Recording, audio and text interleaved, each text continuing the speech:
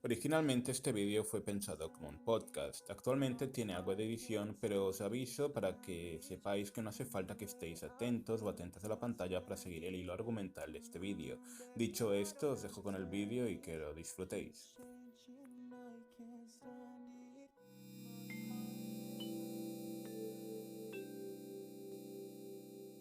Hay algo que destaca bastante en Banana Fish, y son las innumerables referencias y guiños que hay hacia escritores norteamericanos.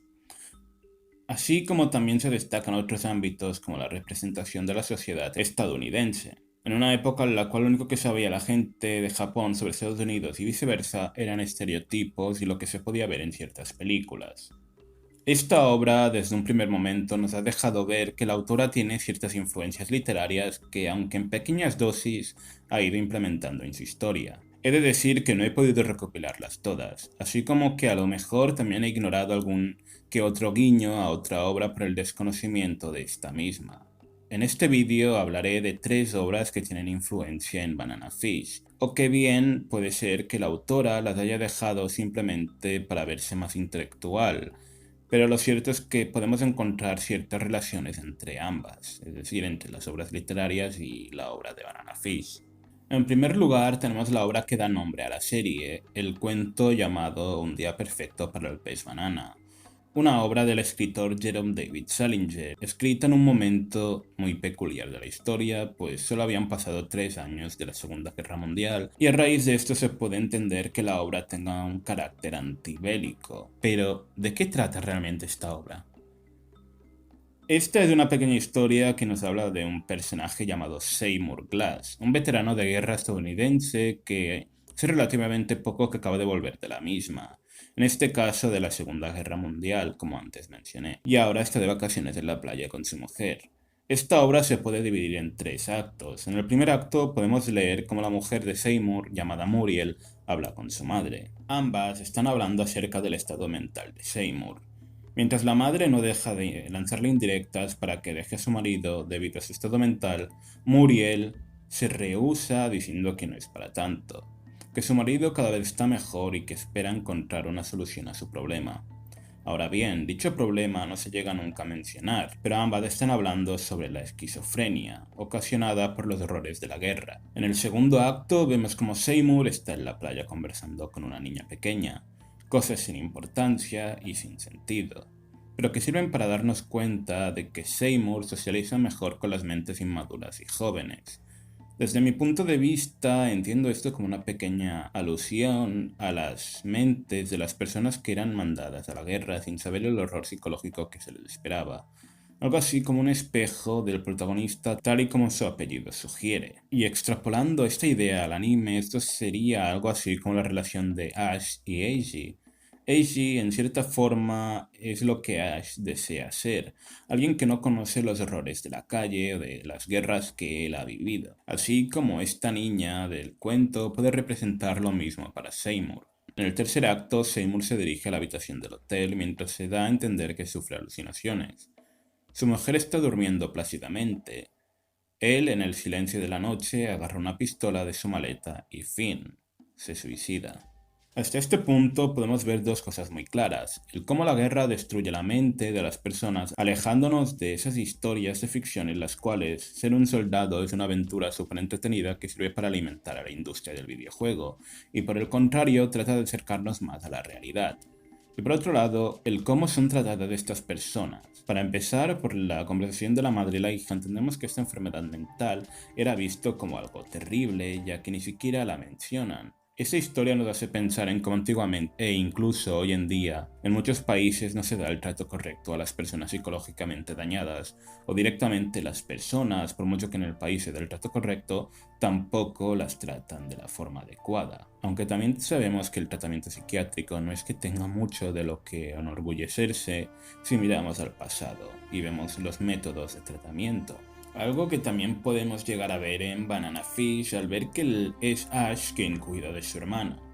Y por mucho que sea Ace quien quiere cuidar de su hermano, es de extrañar que el propio ejército, quien ya sabía del estado mental de Griffin, no se hubiera hecho cargo del mismo. Por otro lado, el que Banana Fish sea una droga es una referencia directa al uso de las drogas en las guerras, para hacer que los soldados no vean que están matando a personas y de esta forma deshumanizar al enemigo. Sobre este tema hay un capítulo muy bueno en la serie Black Mirror que recomiendo ver. Ahora mismo no recuerdo bien el capítulo, pero lo estaré poniendo por aquí en pantalla. El segundo libro que vemos recibe el título de Island in the Stream, o Isla a la deriva. Escrito por Ernest Hemingway, un escritor destacado del siglo XX y que, gracias a su experiencia como soldado y periodista, trataba los temas de sus obras de forma directa y realista. Esta es la historia de un hombre retirado de nombre Thomas Hudson, quien vive en una isla paradisíaca con su mejor amigo Roger, con el cual tiene una relación un poco homosexual. Cosa rara en la época, el ver una obra que exponga una relación entre hombres con las características que atribuimos socialmente a la homosexualidad. Aparte de esto, entre otras cosas, se considera que este libro tiene una escritura bastante inusual para pertenecer a este autor, ya que en él se exploran sus historias desde un punto de vista algo más sentimental y con una narrativa rica en detalles, en contraposición con otras de sus obras que se caracterizan por una escritura muy ruda. Esta obra se divide en dos libros, aunque originalmente eran tres debido a que estos libros fueron publicados post-mortem y no se sabe cuál era la intención del autor, aunque hoy solo vamos a centrarnos en el primer libro. En el primer libro, Thomas es visitado por sus tres hijos, de los cuales uno no es de la misma madre. En esta primera parte se exploran las relaciones humanas, tanto dentro como fuera de estas, así como la mirada social que hay sobre estas, como en el aspecto que antes mencionaba de la relación de amistad entre el protagonista y su amigo, y todo esto acompañado con un cierto aire de recuperación de la guerra. Sintetizándolo mucho, esta es una historia que explora el sentimiento de la soledad, la familia y la amistad, y en cierta forma nos cuenta la historia de un hombre que trata de escapar de la tristeza. El tercer libro a comentar también pertenece a Ernest, y es uno de sus libros más conocidos, titulado Adiós a las armas, y con el cual encontramos bastantes similitudes con Banana Fish. Adiós a las armas es una novela de carácter bélico que retrata lo frágil y la degeneración del ser humano en estas situaciones.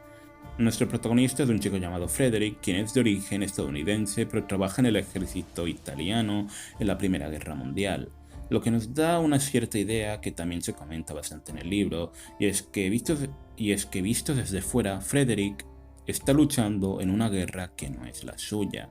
En cierto punto de la historia conocerá a una enfermera llamada Catherine, a la cual en un principio trata como un simple trozo de carne, pero con el tiempo y a raíz de ir conociendo los horrores de la guerra y la naturaleza del ser humano, irá valorando mucho más a Catherine hasta enamorarse de esta, haciendo una contraposición en relación al aumento de la crueldad en la guerra y el afloramiento de su amor por Catherine. Con el tiempo irá ganándose cierto respeto e incluso alguna que otra condecoración en la milicia, pero no les dará ninguna importancia. Poco a poco, como he mencionado, irá adentrándose mucho más en el infierno que es la guerra y al mismo tiempo forjando una relación más hermética con Catherine, la cual llegará a ser su única escapatoria de dicho infierno. El final de esta obra es bastante amargo, dejando una idea al lector de que en la guerra no pueden existir ganadores y de que la misma realmente nunca termina. Las similitudes de estas obras con Banana Fish son varias. Para empezar, tenemos un protagonista luchando en una guerra que no es la suya, que a su vez rechaza las condecoraciones y los honores que puede ganar, pues sabe que no significan nada realmente. Con el paso del tiempo se da cuenta de que la calidez humana es lo único que necesita de verdad para ser feliz, y en muchas ocasiones es lo único que realmente le mantiene en pie. Y por último, al final de ambas obras nos deja un mensaje amargo, que si bien a mi parecer en el anime es bastante bonito y da un final de descanso a un protagonista que siempre ha vivido penurias, sí que es cierto que mantiene esa idea de que las batallas nunca cesarán. Y esto es todo por ahora. La verdad es que sé que hay muchos más libros a los cuales se hacen referencia en esta obra, o como bien he dicho al principio, a lo mejor simplemente están ahí para dar cierto aire de intelectualidad a Kimi Yoshida. De todas formas, espero que os haya gustado este vídeo y de ser así, ya sabéis que podéis regalarme un like o suscribiros o lo que queráis.